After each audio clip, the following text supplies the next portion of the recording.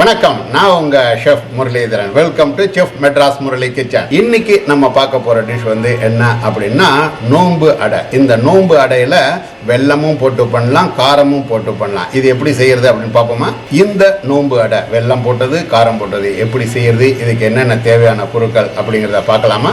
வாங்க வீடியோக்குள்ள போகலாம். இப்போ நம்ம பார்க்க போறது வந்து நோம்பு அடைன்னு சொல்லியிருக்கோம். ஸோ இந்த நோம்பு அடைக்கு வந்து நாம் என்ன பண்ணணும் அப்படின்னா பச்சரிசி மாவு. இந்த பச்சரிசியை வந்து என்ன பண்ணணும், ஒரு சில பேர் என்ன பண்ணுவாங்க அப்படியே ராவாக அரைச்சி பண்ணுறவங்களும் இருக்காங்க. அதாவது ராவாக அரைச்சின்னா அப்படியே அரிசி மாவு பவுடராக பண்ணி அந்த மாதிரி பண்ணுறவங்களும் இருக்காங்க. நான் என்ன பண்ணுறேன் அப்படின்னா மாவு அரிசியை ஊற வச்சு, இந்த அரிசி ஊற வச்ச அரிசியை நல்லா வந்து கொஞ்சம் காய வச்சுட்டு அதை மிஷினில் கொடுத்து பவுடராக பண்ணி இதை பார்த்திங்கன்னா தெரியும் உங்களுக்கு.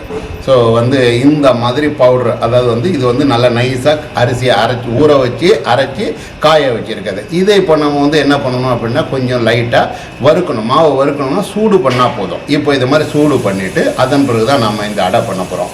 இது நான் வந்து என்ன பண்ணியிருக்கேன் அப்படின்னா ஒரு 3/4 கிலோ, அதாவது 750 கிராம்ஸ் என்னோட கப்பால், ஒரு கப்பால் 3 கப்பு நான் போட்டிருக்கேன். ஒரு கப்பு வந்து 250 கிராம் உள்ளது, 3 கப்பு நான் அளவு போட்டிருக்கேன்.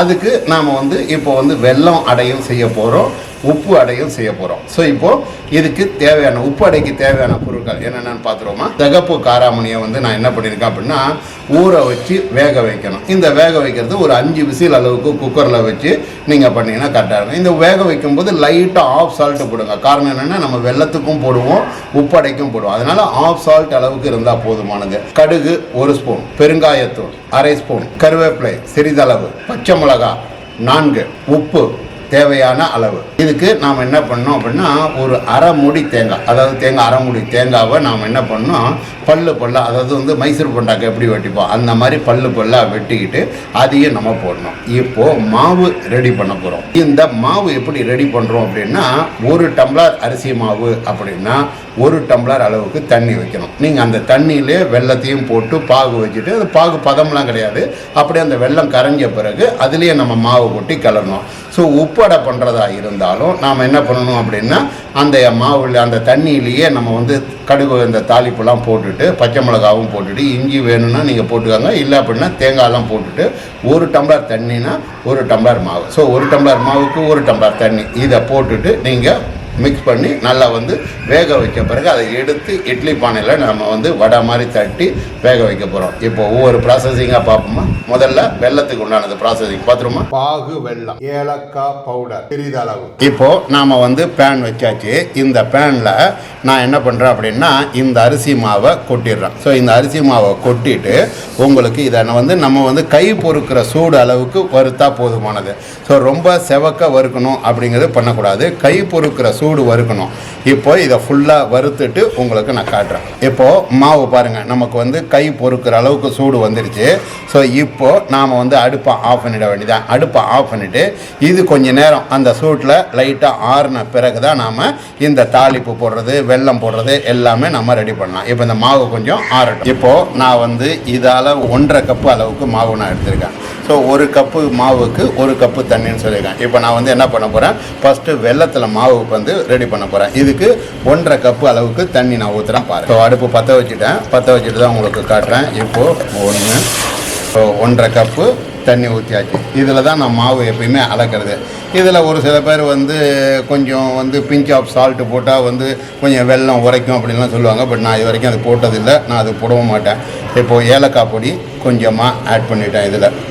இப்போ ஏலக்காய் பொடி இருந்ததுன்னா கொஞ்சம் நல்லாயிருக்கும். அடுத்தது அதே மாதிரி தேங்காய். இந்த தேங்காவை வந்து நீங்கள் நெய்யில் வதக்கி வேணாலும் போடலாம், இல்லை இந்த தண்ணி நம்ம கொதிக்கிற தண்ணியில் போட்டு வேணாலும் பண்ணலாம், அது உங்களுடைய விருப்பம். ஸோ நான் வந்து இந்த தண்ணியிலேயே லைட்டாக சூடான பிறகு இந்த தண்ணி கொதிக்கும் போது நம்ம மாவு போட போகிறோம். இந்த மாவு போடும்போது மட்டும் நீங்கள் என்ன பண்ணலான்னா ஒரு ஸ்பூன் அளவுக்கு லைட்டாக ஆயில், அதாவது பெரிய ஸ்பூன் கிடையாது, சின்ன ஸ்பூனால் 1 ஸ்பூன் அளவுக்கு ஆயில் ஊற்றிட்டீங்க அப்படின்னா அந்த மாவு வந்து கட்டி தட்டாமல் ப்ளஸ் வந்து நமக்கு வந்து கரெக்டாக இருக்கிற மாதிரி வரும். அதுக்காக வந்து என்ன பண்ணுவாங்க அப்படின்னா ஒரு சில பேர் வந்து 1 ஸ்பூன் எண்ணெய் ஊற்றுவாங்க. இப்போ நானும் எண்ணெயை ஊற்றிட்டு தான் பண்ண போகிறேன், அதையும் உங்களுக்கு நான் காட்டுறேன். இப்போது நான் வந்து என்ன பண்ணியிருக்கேன், 1.5 டம்ளர் வந்து மாவு எடுக்க போகிறேன். இந்த 1.5 டம்ளருக்கு நான் 1 டம்ளர் சுமாராக வந்து எனக்கு வந்து ஒரு 200 கிராம் அளவுக்கு வெல்லம் நான் எடுத்திருக்கேன்.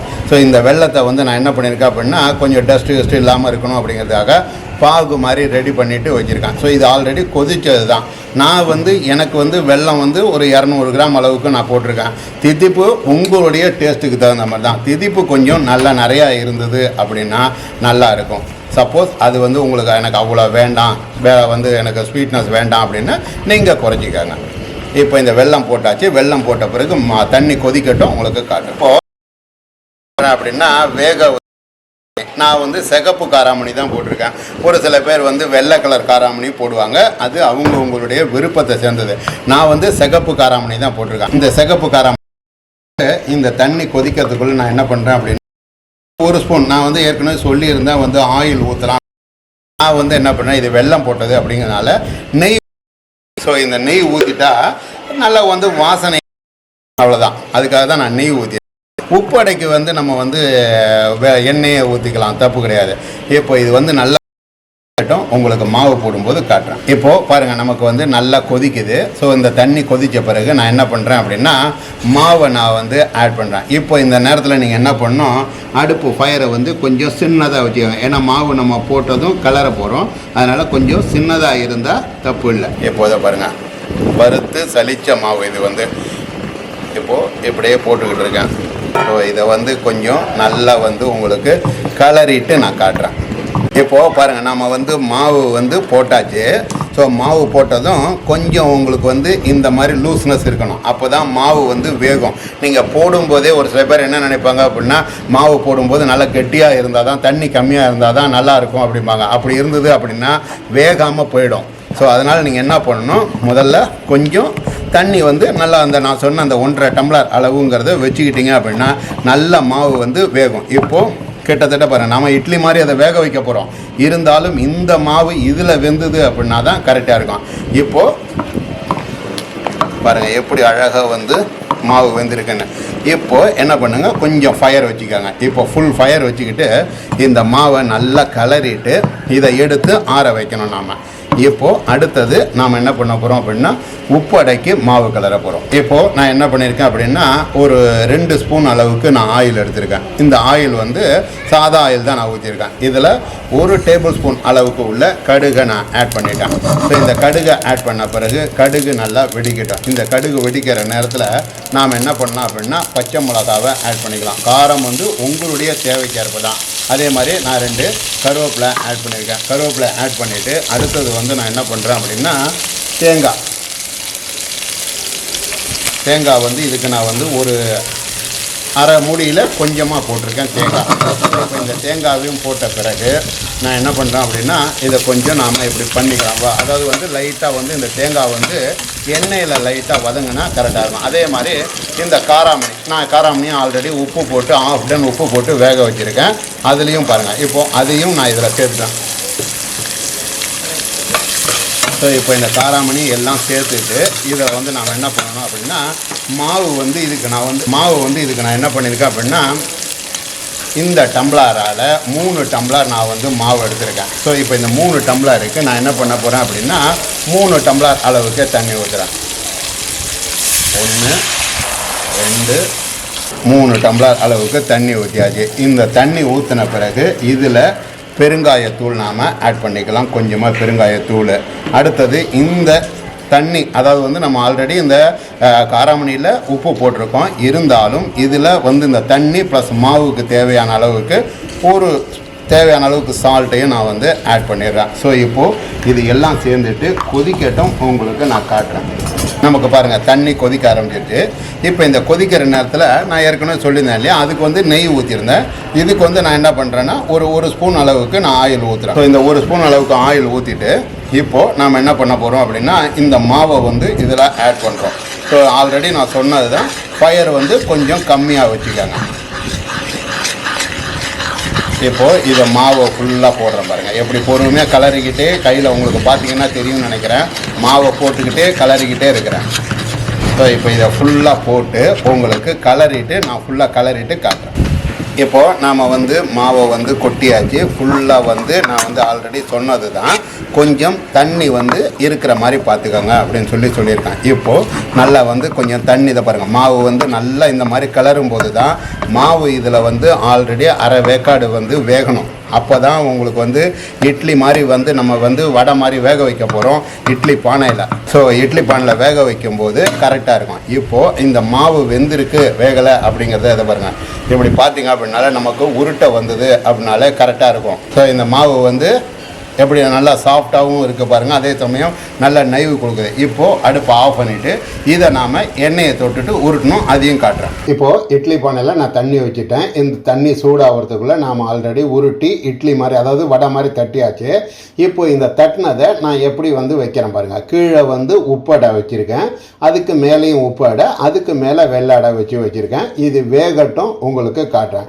இது இட்லி மாதிரியே தான் நமக்கு வெந்தால் கரெக்டாக இருக்கும். ஒரு 10லேருந்து 12 நிமிஷம் வேகட்டும். இப்போ பாருங்க, நான் என்ன பண்ணியிருக்கேன் அப்படின்னா ஒரு 10லேருந்து 12 நிமிஷம் அளவுக்கு வச்சிருக்கேன்.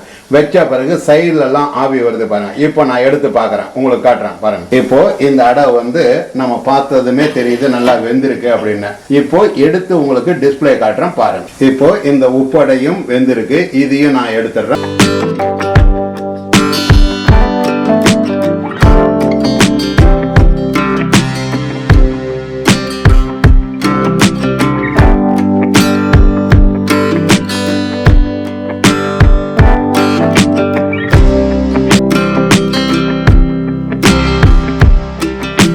செஃப் மெட்ராஸ் முரளி கிச்சனில் செஞ்ச இந்த டிஷ்ஷை உங்கள் வீட்டில் செஞ்சு பாருங்கள். செஞ்சு பார்த்து உங்களுடைய ஃபீட்பேக்கை கீழே இருக்க கமெண்ட் பாக்ஸில் பதிவு பண்ணுங்கள். இந்த வீடியோ பிடிச்சிருந்தது அப்படின்னா லைக் பண்ணுங்கள், ஷேர் பண்ணுங்கள், மறக்காமல் நம்ம சேனலை சப்ஸ்கிரைப் பண்ணுங்கள். இது மாதிரி சூப்பரான வேறு ஒரு டிஷ்ஷில் வேறு எபிசோடில் உங்களை சந்திக்கிறேன். அதுவரை உங்களிடமிருந்து விடைபெறுவது உங்கள் செஃப் முரளிதரன். நன்றி, வணக்கம்.